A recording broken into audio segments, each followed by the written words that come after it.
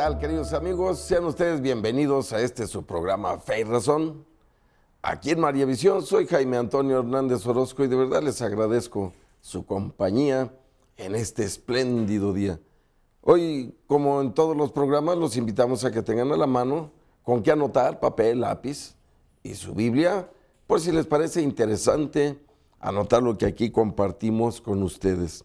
Comenzando con nuestra trivia, que tiene dos preguntas pendientes, primera de las cuales dice: ¿dónde dice la Biblia, no experimento alegría mayor que oír que mis hijos vivan según la verdad? Esto lo encontrarán, amigos, en la tercera carta de San Juan, en el versículo 4. Recuerden que solo es un capítulo, por lo tanto, es solo el versículo 4. Tercera carta de San Juan. Segunda pregunta pendiente, ¿dónde dice la Biblia? Llegará la hora en que todo el que los mate piense que da culto a Dios. Y esto lo harán porque no han conocido ni al Padre ni a mí. Esto, amigos, lo encontrarán en el Evangelio de San Juan, capítulo 14, versículos 2 y 3. Repito, Evangelio de San Juan, capítulo 14, versículos 2 y 3. Y luego tenemos nuestras dos preguntas para el día de hoy. La primera de las cuales: ¿dónde dice la Biblia, al sectario, después de una y otra amonestación, rehúyele? Ya sabes que ese está pervertido. ¿Dónde dice la Biblia este pasaje, amigos? Repito, al sectario, después de una y otra amonestación, rehúyele. Ya sabes que ese está pervertido. Llámenos, participen, díganos dónde habla la Sagrada Escritura sobre este asunto. Última pregunta para el día de hoy: ¿dónde dice la Biblia, si alguno viene a ustedes y no es portador de esta doctrina, no le reciban en casa ni le saluden?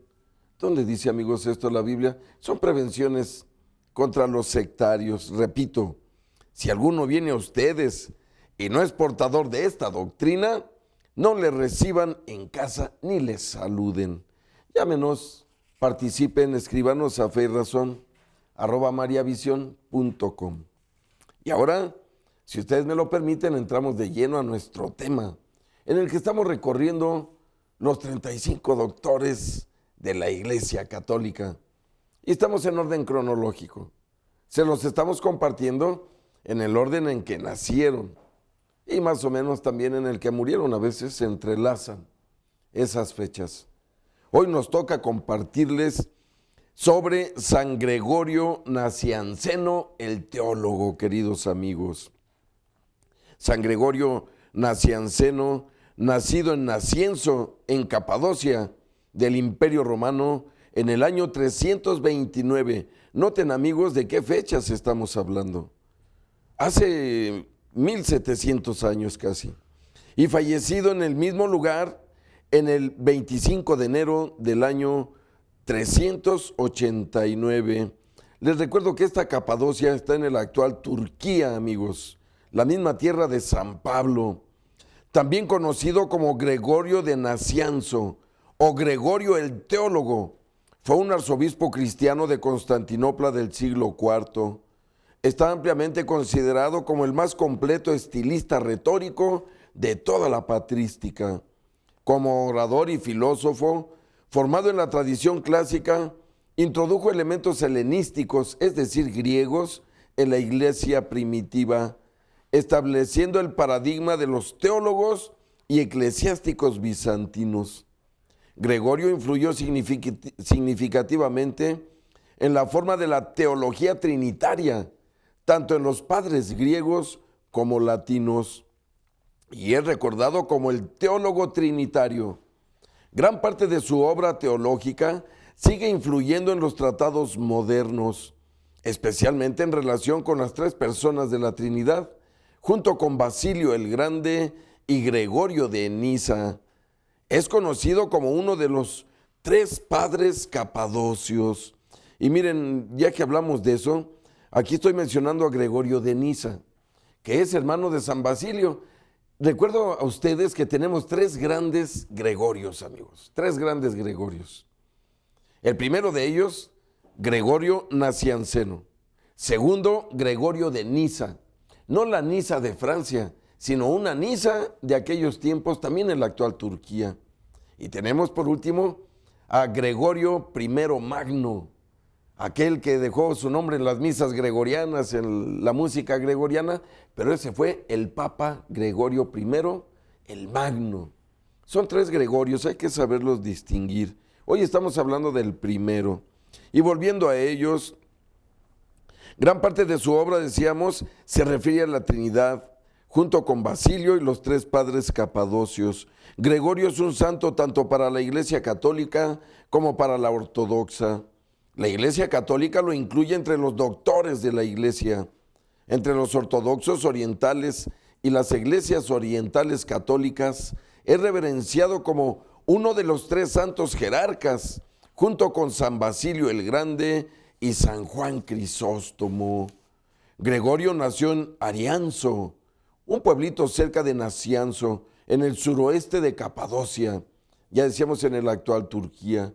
Sus padres, Gregorio y Nona, eran terratenientes adinerados. En el año 345, cuando él contaba 16 años de edad, se convirtió al cristianismo gracias a su esposa Nona. Luego fue consagrado obispo de Nacianzo en el año 372, cuando él tenía 43 años.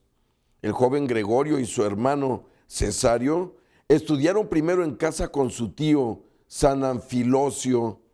Gregorio marchó a estudiar filosofía y retórica avanzada en Nacianzo, Cesarea Masaca, en Alejandría y también en Atenas.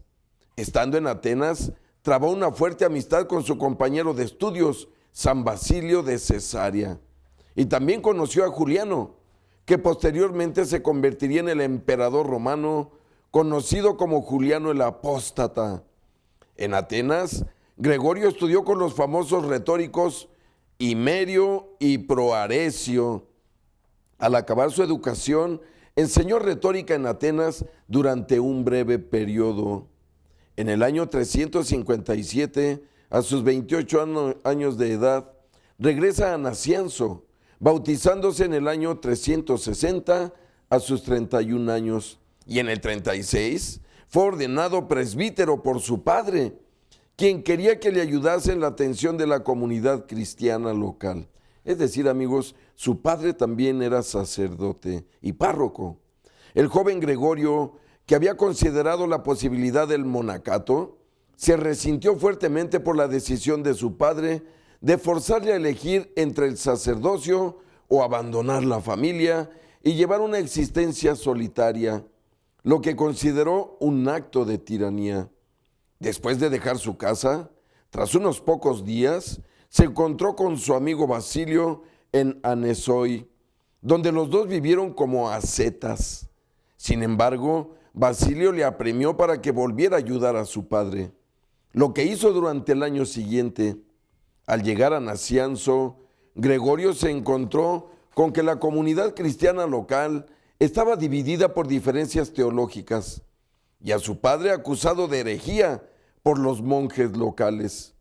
Gregorio ayudó a sanar las divisiones a través de una combinación de diplomacia personal y oratoria.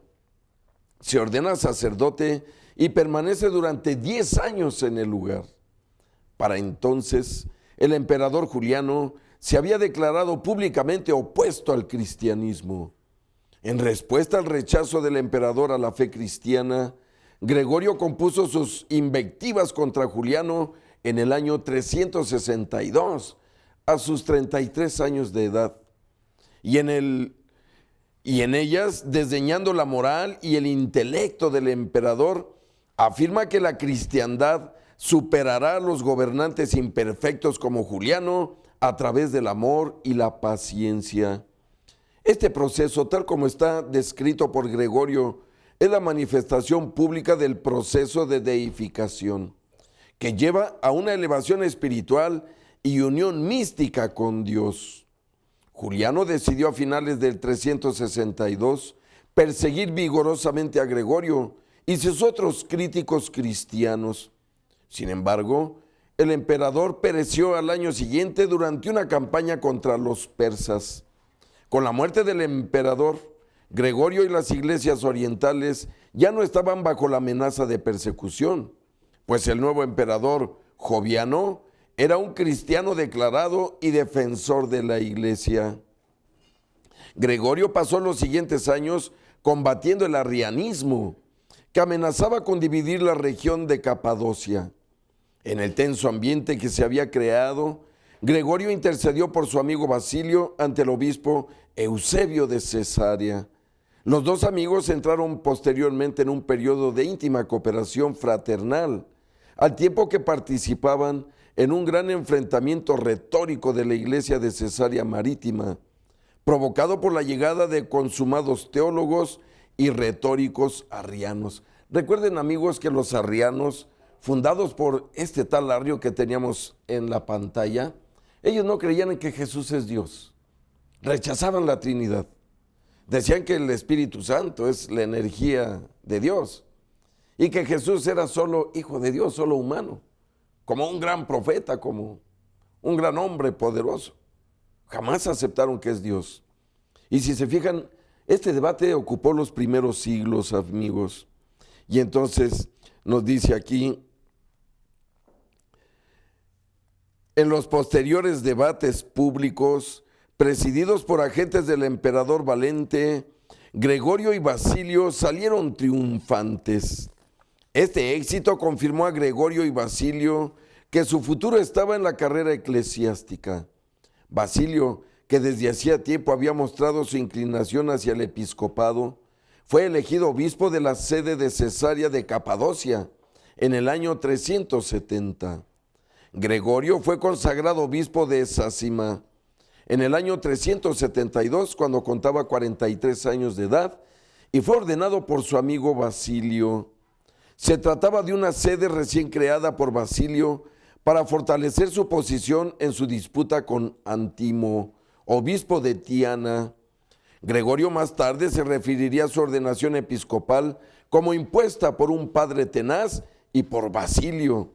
Describiendo su nuevo obispado, Gregorio se lamentó de que no era nada más que un agujero espantoso, una miseria parada de postas de la carretera principal, sin agua, vegetación o la compañía de caballeros.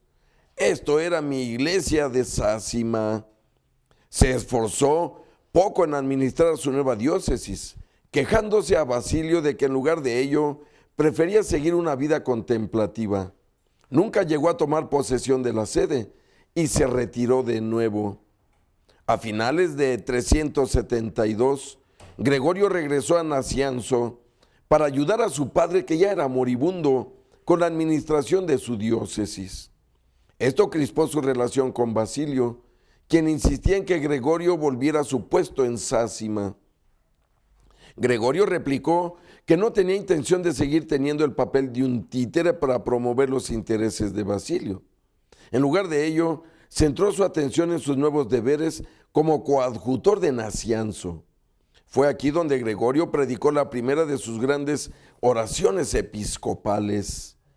Tras la muerte de su madre y su padre en el 374, cuando él contaba 45 años, Gregorio siguió administrando la diócesis de Nacianzo, pero rechazó ser nombrado obispo en ese momento. Donó la mayor parte de su herencia a los necesitados y vivió una existencia austera. A finales del 375, se retiró al monasterio de Santa Tecla de Seleucia, viviendo allí durante 3 años.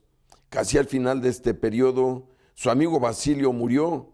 Aunque la salud de Gregorio no le permitió acudir al funeral, escribió una sentida carta de condolencia al hermano de Basilio, Gregorio de Nisa, y compuso 12 poemas en memoria de su amigo fallecido.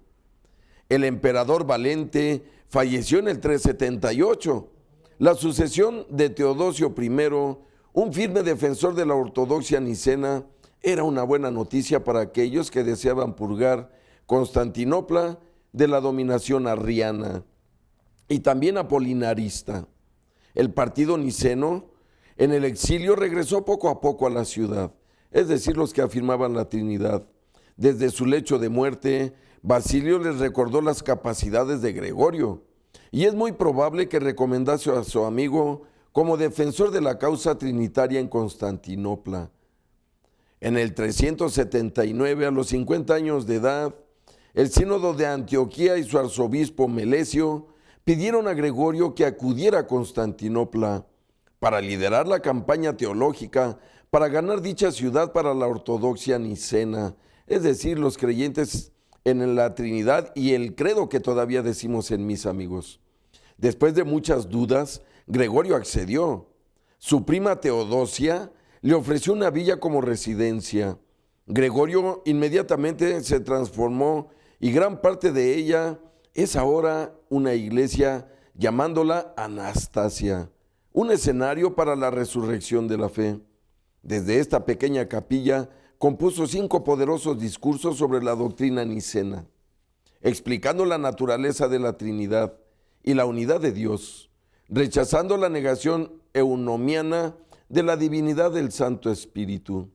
Gregorio ofreció este argumento. Examina lo que sigue, decía. Cristo es engendrado, Él, el Espíritu Santo, lo precede. Cristo es bautizado, Él da testimonio. Cristo realiza prodigios, Él, el Espíritu Santo, lo acompaña. Cristo sube al cielo, Él le sucede. Pues, ¿qué no puede hacer el Espíritu entre las cosas grandes y las que hace Dios? ¿Qué nombre no recibe entre los que se dan a Dios fuera de los nombres de ingénito y engendrado? Por otra parte, decía Gregorio, yo me asusto al considerar la riqueza de los títulos y de todos los nombres ultrajados por quienes atacan al Espíritu.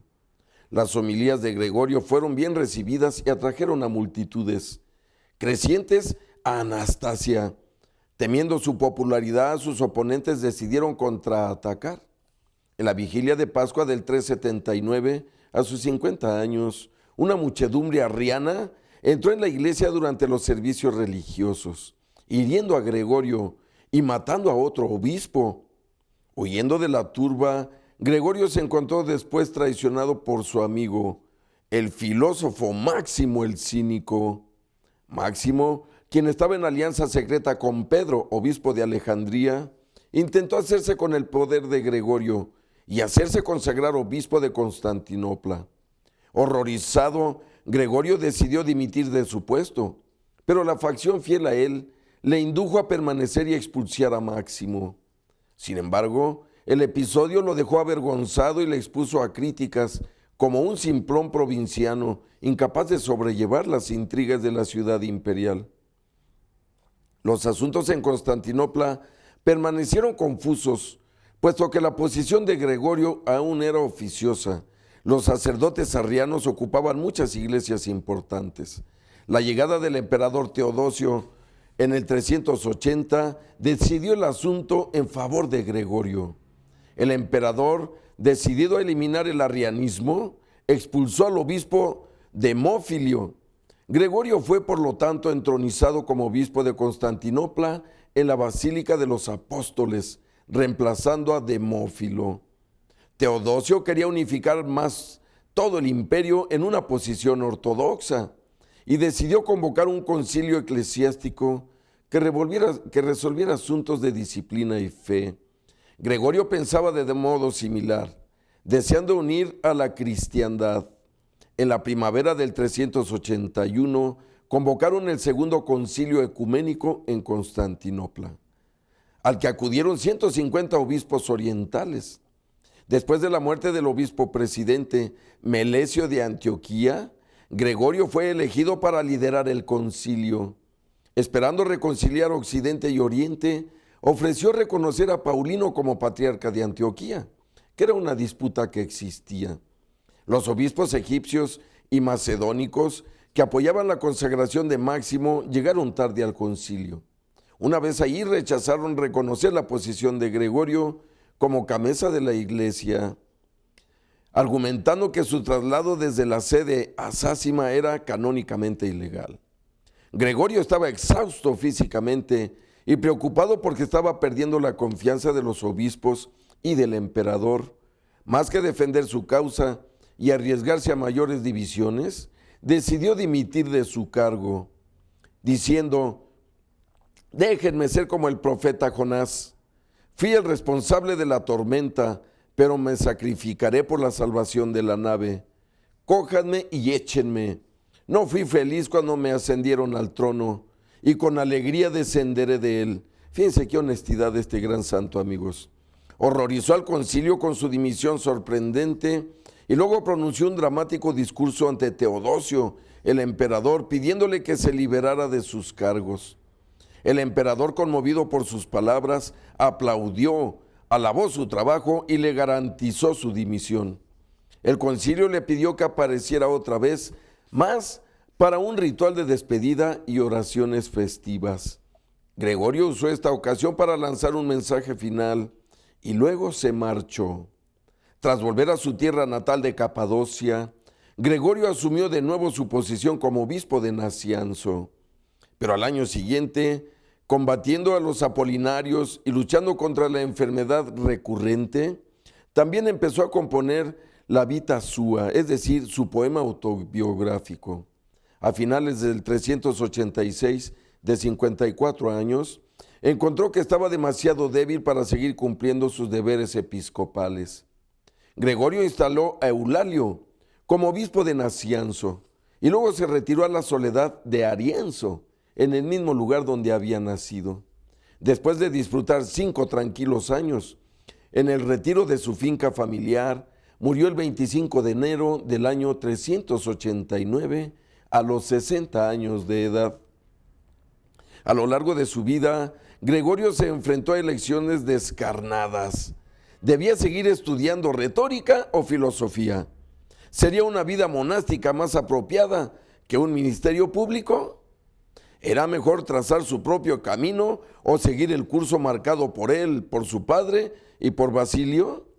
Los escritos de Gregorio iluminan los conflictos que le atormentaban y le motivaban a un tiempo. Los biógrafos sugieren que era esta dialéctica lo que lo definía. Forjó su carácter e inspiró su búsqueda del sentido y la verdad.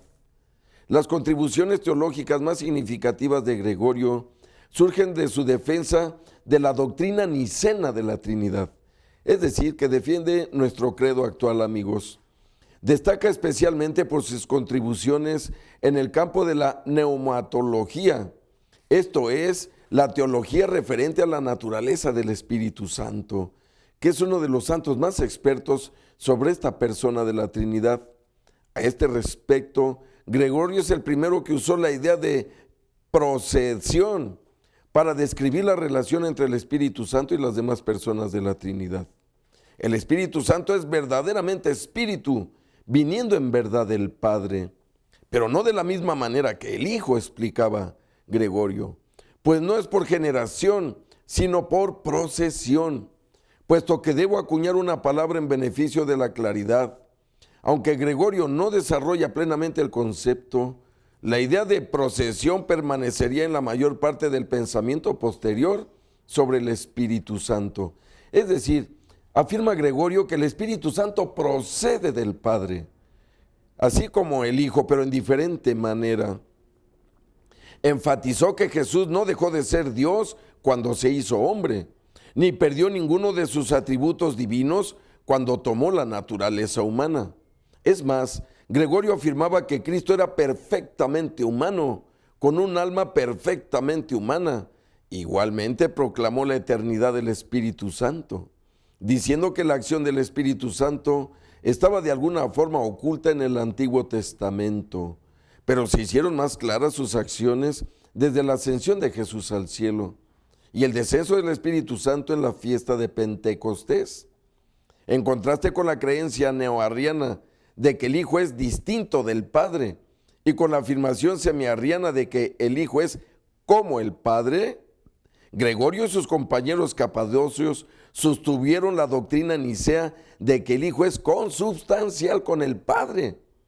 Los padres capadocios afirmaron que la naturaleza de Dios es incognoscible para el hombre. Ayudaron a desarrollar el término hipóstasis, o 3 personas unidas en un solo Dios verdadero. ¿Qué es nuestra fe, amigos? Ilustró cómo Jesús es el ícono, la imagen del Padre y explicó el concepto de teosis, la creencia de que todos los cristianos pueden asimilarse con Dios en imitación del Hijo encarnado como el modelo divino. Aparte de varios discursos teológicos, Gregorio es también uno de los más importantes hombres de letras del primer cristianismo, con una gran cultura, un orador muy dotado, quizá uno de los mejores de su época, y también un poeta muy prolífico, habiendo escrito varios poemas sobre temas teológicos y morales, y algunos con contenido biográfico sobre él y sus amigos. Nicóbulo, sobrino nieto de Gregorio, sirvió como su albacea literario, conservando y editando la mayor parte de sus escritos. Un primo de él, Eulalio, publicó varias de las más destacadas obras de Gregorio en el 391. Para el año 400, Rufinio comenzó a traducir sus oraciones al latín. Conforme las obras de Gregorio circularon por todo el imperio, influyeron en el pensamiento teológico. Sus discursos eran citados como autoridad por el Concilio de Éfeso en el 431 y por el del 451 era llamado ya teólogo por el Concilio de Calcedonia, un título que comparte con Juan, el apóstol, y con Simeón, el nuevo teólogo. Sin embargo, teólogo en este contexto implica un significado más cristológico que lo que hoy en día se esperaría. Es muy citado por los teólogos de la Iglesia Ortodoxa y se le tiene alta estima como defensor de la fe cristiana. Sus contribuciones a la teología trinitaria son también influyentes y a menudo es citado por las iglesias occidentales. Debido a la tendencia de Gregorio Nacianceno a comentar aspectos de su vida personal dentro de sus obras, estas son fácilmente fechables y muestran claramente la evolución de su pensamiento. Sus cartas fueron recogidas por el Miñe en el volumen 37. Su obra poética se divide en Carmina Dogmática, 38 poemas, Carmina Moralia, 40 poemas, sobre sí mismo 99 poemas, sobre sus amigos 8 poemas, Epitafios 129 poemas y también Epigramata 94, todos en el volumen 37. Después de su muerte, Gregorio fue enterrado en Nacianzo. Sus reliquias fueron trasladadas a Constantinopla en el año 950 a la Iglesia de los Santos Apóstoles. Los cruzados de la Cuarta Cruzada en 1204 cogieron parte de las reliquias que acabaron en Roma. Luego fueron colocadas en una capilla lateral de la Basílica de San Pedro, conocida precisamente como altar gregoriano, donde se puede ver todavía una imagen de la Virgen del Perpetuo Socorro. El 27 de noviembre del 2004, esas reliquias, junto con las de Juan Crisóstomo, fueron devueltas a Estambul por el Papa Juan Pablo II, conservando el Vaticano una pequeña porción de ambas. Las reliquias actualmente están conservadas en la Catedral Patriarcal de San Jorge en Fanar. La Iglesia Ortodoxa y las iglesias orientales católicas celebran dos fiestas en honor de Gregorio. El 25 de enero su fiesta principal y el 30 de enero conocida como la fiesta de los tres grandes jerarcas. Y con esto, amigos, terminamos esta breve biografía con la intención de que se enamoren todos ustedes de estos grandes católicos, de estos grandes maestros, de estos grandes doctores de la iglesia. Si es de que vayamos a un breve corte y enseguida volvemos, no se vayan, volvemos rápidamente.